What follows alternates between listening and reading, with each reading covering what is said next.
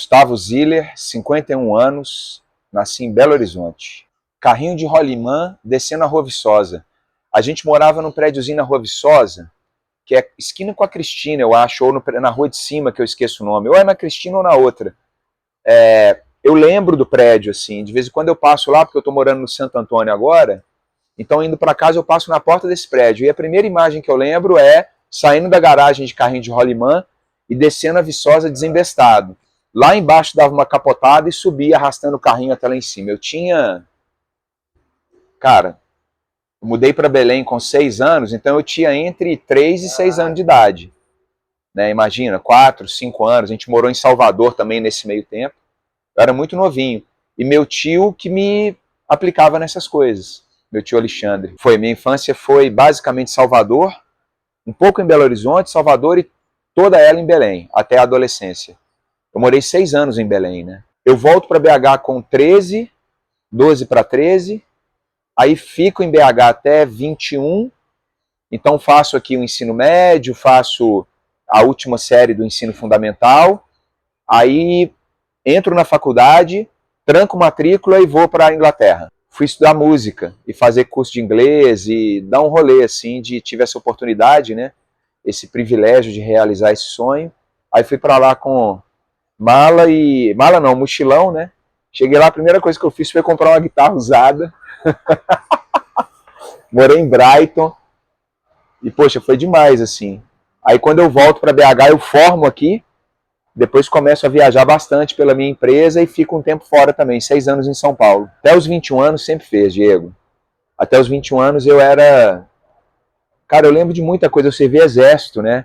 Então no exército eu fui muito dedicado às disciplinas de esporte, fazia as corridas de 5, 10 quilômetros do exército, participava dos manda-brasa, das coisas que a gente fazia lá, que, para quem não conhece, o treinamento militar é tipo as gincanas, assim, de corrida de aventura, sabe? Eu fui sempre de time de futebol de salão, basquete, vôlei, do Colégio Marista ou do Minas. Então, fui super ativo até os 21. Sempre em movimento. Pô, em Belém eu fazia coisa pra caramba. Em Belém, quando eu morei lá, foi na época do filme ET. Então tinha aquelas febre do bicicross. Chegou a bicicleta no Brasil. Aí eu lembro que eu ganhei minha primeira bicicleta. Eu ia pra escola de bicicleta, voltava. Recentemente eu voltei a Belém e fiz o trajeto correndo. Com lágrimas escorrendo, assim, ó. A lágrima descendo e eu lembrando dos trajetos no Museu Emílio Gueldi de bike, sabe? Eu nem tinha cadeado na bike, eu deixava a bike na entrada assim do Emílio Gueldi e o porteiro tomava conta para mim, eu entrava, ia no tanque da Ariranha, voltava. Então a atividade, o movimento fez parte da minha vida direto. O tempo inteiro, cara. Minha mãe lia muito, né? Minha mãe era uma leitora assim de... Quando a gente mudou para Belém, mamãe até formar as amizades ali, ela ficava muito sozinha com a gente, comigo e com meu irmão, né? E eu coloco em perspectiva essa fase da minha vida e lembro disso. Então mamãe lia pra caramba, e eu lembro dela com o livro na mão o tempo inteiro. Ela levava a gente para o zoológico de lá, que é o Museu Emílio Gueldi, escola, não sei o quê. Os corres mesmo, assim, de dia a dia, era com mamãe, né? E foi assim também em Salvador, Carnaval de Salvador. A moça que trabalhava com a gente me levava para os terreiros e me colocava nas confusão. Nossa, era maravilhoso, cara. Eu acho que eu tô definindo até hoje, cara. Isso não é clichê, sabe? Não é assim uma coisa que eu falo pra me colocar num patamar lúdico, idealizador, romantizar a parada, entendeu? Mas eu nunca tive uma coisa assim, eu vou trabalhar com isso, vou ser aquilo. As oportunidades foram acontecendo na minha vida. As oportunidades que aconteceram foram com pessoas muito legais, né? Então pessoas que me ensinavam coisas e me realizavam sonhos, né, junto. Então, eu fui acontecendo, assim, meu processo foi de acontecimentos, né? Eu fechei agora o meu primeiro contrato como editora, né, editora autêntica. E a minha editora, que é a Rejane, ela tem me encorajado a baixar a cabeça mesmo e me dedicar à escrita de uma forma mais diária, né? Porque o que eu gosto de fazer é escrever. Mas eu não escrevo todo dia, e eu também não escrevo de uma forma assim, vou fazer uma crônica sobre a Serra do Curral, entendeu? É tudo muito o acaso que me leva para frente do... Quando vou ver, eu estou escrevendo. E ela está me incentivando, não, cara, você precisa escrever mais, precisa ter rotina, porque a gente acredita muito no seu texto. Então talvez aí tenha uma outra profissão em breve chegando, né? Eu tava... São Paulo é uma cidade que é muito legal, porque é uma cidade que você tem acesso a coisas que realmente tocam você de um jeito muito bacana. Principalmente para quem gosta de arte, quem gosta de cultura, de literatura, de evento, de buscar referências, né? Contraditório a isso, São Paulo é uma cidade meio que o Velho Oeste, assim, sabe? O Velho Oeste americano, esse ideal de a busca do ouro, de ficar rico a qualquer custo, o dinheiro é mais importante, tempo é dinheiro, né? Essa frase eu odeio, tempo é dinheiro. É um Mad Max da... Mandou bem, o Mad Max do capitalismo. E eu entrei nesse Mad Max. Então eu tinha meu carro todo preparado, eu ficava ali com os gaviões do meu lado tentando me comer e eu tentando me livrar dos gaviões, né? Fazendo essa metáfora com Mad Max. Isso me adoeceu, cara. Não foi legal para mim. Eu lembro uma vez que eu tava muito mal, assim, de cabeça, e um amigo meu que foi sócio meu, que é o AC, Antônio Carlos Soares, eu lembro que ele me ligou, cara. Foi um gesto muito bonito por parte dele.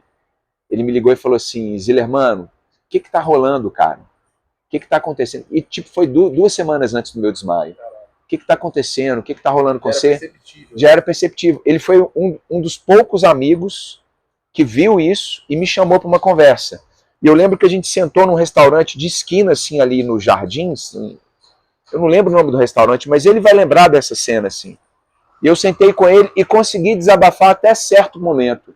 Porque eu não conseguia me abrir, eu não conseguia tirar as camadas necessárias para me tornar vulnerável e receber a ajuda, entendeu? Exatamente. Eu lembro dessa conversa. 2 semanas depois, dirigindo meu carro, eu desmaio. 36, 2012.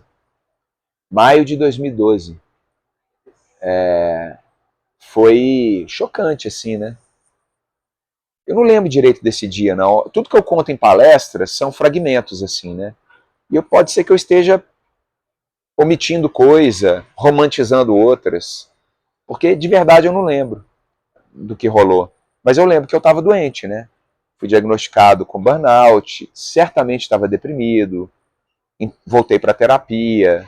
Você ficou internado nesse tempo ou não? Não, eu fiquei... Do desmaio eu fui para o hospital, acho que eu fiquei uma noite no hospital. Eu tenho a alta, podia ter trazido para te mostrar, eu tenho a alta do hospital assim, mandou uma foto, que é o... Eu tô querendo enquadrar e colocar na sala lá de casa. Diego, eu acho assim, cara, o ser humano deveria aprender a mudar de rota, deveria se conhecer primeiro, básico, é o que você falou. Eu me conheço e, portanto, eu admito que eu preciso mudar de rota.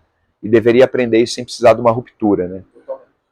O jeito que você muda é tomando um soco na cara, né? Não precisava disso. O cara tem um AVC, um infarto, perde uma pessoa querida antes da linearidade da vida, aí a pessoa muda. Quem não muda é porque aí não tem salvação mesmo. Eu concordo, eu subscrevo. E é isso, estou numa fase da vida que não é crise de idade. Eu já tive umas fases assim de crise de idade. Eu acho que quando eu fiz 30 anos, eu fiquei meio que refletindo. Mas eu olho para trás, cara, e olho hoje e falo assim, pô, cara, que bom que eu saí do lugar, que bom que eu evoluí. Porque hoje, se eu fosse a mesma pessoa dos 30 anos de idade, eu não estaria, não. Eu estaria meio assim, envergonhado, fracassei. Cara, o meu burnout não foi por causa de trabalho.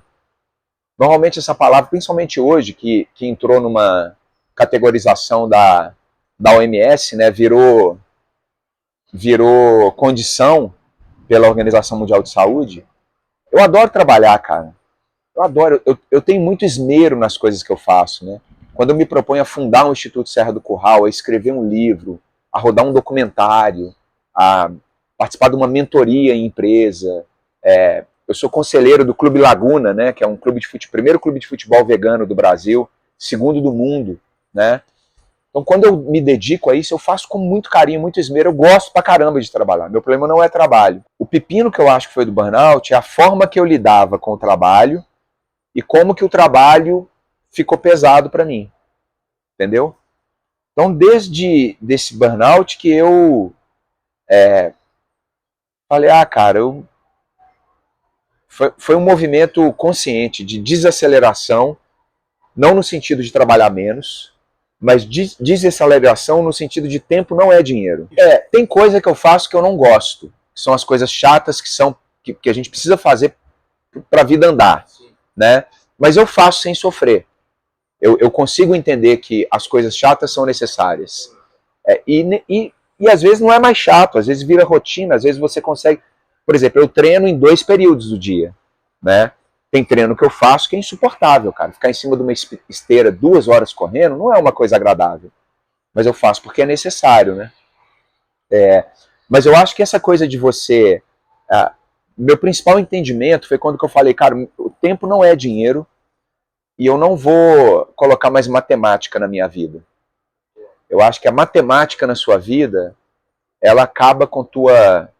Foi isso que me machucou, entendeu? Eu comecei a colocar matemática na minha vida e ter umas atitudes muito ruins, cara. Tipo assim, as pessoas me ligavam para fazer uma reunião comigo e eu tinha um pensamento assim, quanto custa 1 hora da minha vida para essa pessoa, sabe? Quando eu voltei para Belo Horizonte, eu comecei a escrever. Eu sou formado em publicidade com especialização em redação. Fiz alguns cursos técnicos de redação e adoro escrever, né? Então, quando eu voltei, eu comecei a escrever muito. Eu escrevi 2 livros, eu escrevi alguns roteiros, escrevi argumento para amigo meu que é quadrinista e precisava de ajuda, escrevi release para a banda. Algumas bandas me pediram ajuda e eu comecei a escrever a história e tal. Então, foi uma época muito boa.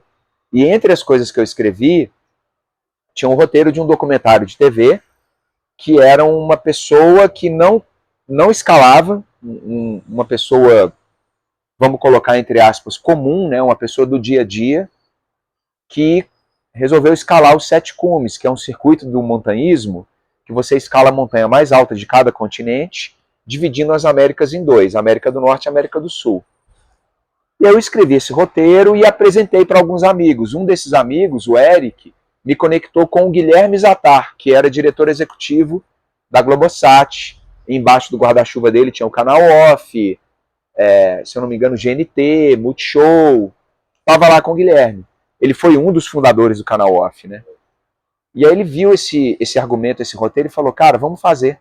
Estou precisando dar essa renovada aqui no canal, preciso colocar pessoas do dia a dia aqui, e não apenas superatletas, que de fato nos inspiram, né? Mas muitas vezes um superatleta tem um impacto na nossa vida depois que a gente pega no tranco, né? Depois que a gente está em movimento, né? E aí ele falou, não, vamos fazer e de repente você é o protagonista. Aí eu falei, eu até animo, mas eu preciso treinar. Cara, se você vê uma foto minha dessa época e vê uma foto minha hoje, se você vê uma foto minha com 36 anos e uma foto minha com 50, você acha que o cara de 50 é mais novo que o de 36. É chocante, assim. É chocante, cara. A Joana, minha filha, fala, pai, é impressionante mesmo. A mudança, não é só física, não, a mudança de cabeça, né? Porque eu penso assim, cara, quando eu tinha lá meus 25 anos, que é a idade da minha filha hoje, mais velha, né? A Joana tem 25, Yara 22, Mateus 20. Quando eu tinha a idade deles, e eu olhava para os meus pais, e olhava para os amigos dos meus pais, eu falava assim, puta, será que quando eu chegar nos 50 anos eu vou estar assim? Não é uma crítica que eu faço a eles, porque são outro tempo, né? Mas eu olhava para eles e falava assim, puta, cara, que a galera envelheceu, a galera idosa e tal, né? É doido, cara. Eu vejo meu pai hoje, meu pai muito mais jovem do que quando ele tinha 50, 60 anos, entendeu? Porque eu acho que o mundo de hoje afeta ele de um jeito muito mais positivo que o da época que ele estava, entendeu? E aí eu fico me vendo hoje, falo assim, cara, que eu tô vivendo a melhor fase da minha vida, sabe? Com saúde para fazer as coisas, provas de ultraciclismo, escalar montanha, carregar minha neta. Voltei a tocar com a banda, Diego. Você vai fazer as fotos da banda, Diego. Tô tocando, cara. Fazendo música nova, com 50 anos de idade, cara. cara, olha só que legal, você está precisando desenvolver o último capítulo de um livro. Aí você liga pro teu amigo, pro off, e fala, cara, posso ficar hospedado lá um fim de semana? Me dá esse carinho. E aí eu venho para cá, vista, e com uma meta. Eu preciso escrever, preciso desenvolver as histórias. E óbvio que a minha neta, por exemplo, Amora e Céu, são muito mais importantes na minha vida do que um livro. O livro é a última prioridade que eu tenho diante das minhas netas. Mas nesse fim de semana, eu consigo me organizar para o meu livro se tornar mais importante que as minhas netas. Entendeu a diferença? E aí, durante aquele período ali, eu me dedico até pensando nelas, isso tudo faz parte, mas fico isolado, num ambiente com muita referência legal. Isso é importante na vida criativa de qualquer pessoa, né? O ambiente criativo, por exemplo, às vezes eu não tenho chance de sair de BH. Eu não posso ir para o mato, para a montanha, para uma cachoeira. Então eu venho para cá. Aqui eu tenho a vista, aqui eu tenho uma percepção da cidade que me ajuda a desenvolver um texto que pode tocar as pessoas, né? Essa é uma pergunta que a gente pode puxar para o lúdico, né? Ou puxar mais para uma coisa mais pragmática, mas eu insisto em manter a poesia. Eu lembro, por exemplo, um momento da minha adolescência que eu queria muito trabalhar com esporte, mas eu não sabia ao certo o que. Eu tinha essa sensação de, vou me tornar um atleta, ou vou me tornar um dirigente esportivo. Eu torço pro Atlético, né, pro Galo, então vou me tornar presidente do Galo, quero mexer com a estrutura do esporte e tal. Eu lembro disso. Esse Gustavo, se olhasse, né, hoje, fala assim, pô, deu certo. Você só não sabia direito o que era. Como que ia ser? Era seguir no caminho.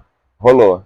Agora, engraçado, foram pequenos ciclos, né, de sonhos, de atividade, de realizações que me trouxeram até aqui. Mas eu não saberia te dizer que seria no montanhismo, né, na escalada, em documentário, agora no ciclismo de longa distância, corridas de montanha, né? Não saberia dizer que seria isso. Você vai ver o nascimento da sua neta e você vai chegar no cume do Everest.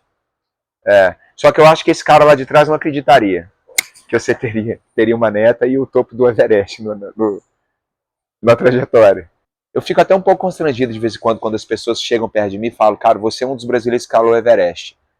Durante um tempo eu ficava meio assim, porque eu não gosto muito de colocar muro entre as minhas realizações e a vida, porque eu não sou um super atleta e eu não sou um coach meritocrático, né?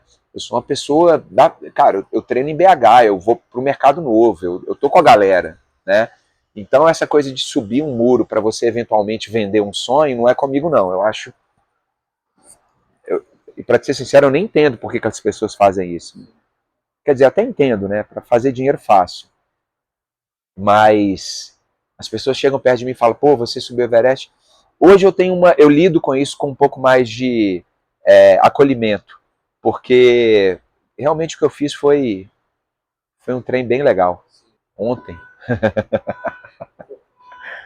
eu tive uma conversa com a Dani, cara, e ela me falou uma coisa sobre a minha relação com meu irmão, o meu irmão Cristiano, meu irmão do meio, que é legal até deixar gravado, porque ele vai receber esse telefonema meu pra gente trocar uma ideia sobre a vida.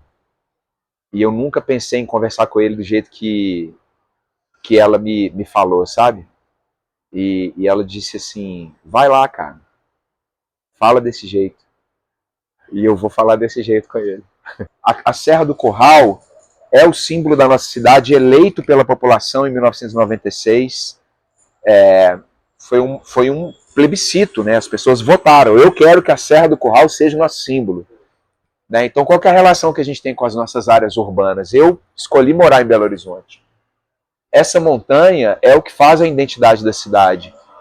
Então, eu fico vendo as pessoas reclamando dos lugares que elas moram. Não gosto de morar em São Paulo, gosto de morar no Rio. Curitiba não sei o quê, Belo Horizonte não sei o quê, o trânsito, Paraná. Se a gente tiver esse pensamento com as cidades que a gente mora, nossa vida vai ser um inferno. Então a gente precisa ressignificar os nossos... Precisa ter um olhar poético, romântico e amoroso Eu acho, cara. Eu acho. Eu acho que as áreas urbanas precisam de olhares poéticos e românticos, senão vira um inferno. E Belo Horizonte tem muito isso. No. Diferente de qualquer outra cidade minerizada. Jesus. Tem demais, velho. Demais. Todas as pessoas que eu tenho conversado, que são de fora, dizem a mesma coisa de BH. Então, quando você vê uma festa da luz, o Cura, a obra do edifício Sulacap lá para abrir aquela praça e você ter a visão do viaduto Santa Teresa, a família de rua fazendo a batalha de rima embaixo do viaduto, o Onda Forte fazendo a volta internacional do Barreiro, segunda-feira à noite, sabe? Os grupos de corrida da cidade. Pô, eu tô apaixonado com BH, cara, não saio daqui não.